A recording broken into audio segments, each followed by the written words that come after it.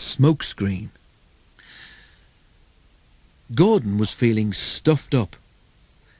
"It's the coal, Gordon," explained his fireman. "It's clogging up your tube something awful, but we'll have to make do with it, for there's nothing else." "Why not have a good sneeze, Gordon?" suggested Henry, thinking of the time when he'd punished some boys for dropping stones on him. "That will clear your tubes." "Certainly not," replied Gordon with dignity. "The Fat Controller wouldn't approve. He didn't like your sneeze, I seem to remember." Next day, Gordon was nervous as he backed onto the express. "At least I shan't slip today," he thought, "but I suppose they'll laugh at me again if I don't keep time." He needn't have worried. By the time he reached the junction, he was running nicely, and as he approached Edward Station, Gordon's fireman began to make up the fire. "Let's get a good run at the hill while you've got steam to do it," he said. "I don't trust this low-grade coal."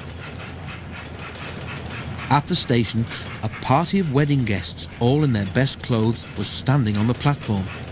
As Gordon swooshed through, running hard for the hill, smoke from the newly made fire streamed from his funnel.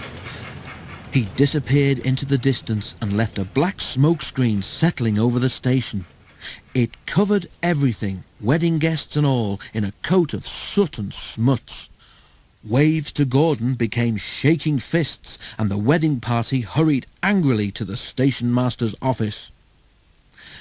At the end of the line, an inspector came to see Gordon. His message from the Fat Controller was short, but not sweet. "It's not fair," Gordon complained to Boko. "How could I help that smoke? It's not my fault the coal's dirty." "Never mind," said Boko encouragingly. "Where would I be if I got upset every time someone called me smelly? Anyhow, soot's good for the garden, my driver says." "But not for new clothes," muttered Gordon. Gordon was extra careful on the way home, but it wasn't his lucky day. The Fat Controller had broken a journey to the other railway to apologise to the people at Edward Station. He had done his best and was waiting for another train when Gordon came by. As the express thundered through, a cloud of something flew from it and landed on the Fat Controller's new top hat. When Gordon reached the big station, there was another message waiting for him. "The Fat Controller says," announced the inspector, "that Gordon blew ashes on his top hat as he passed Edward Station." Gordon was horrified. "Wheesh!" he exclaimed indignantly. "I did not. I was being extra careful."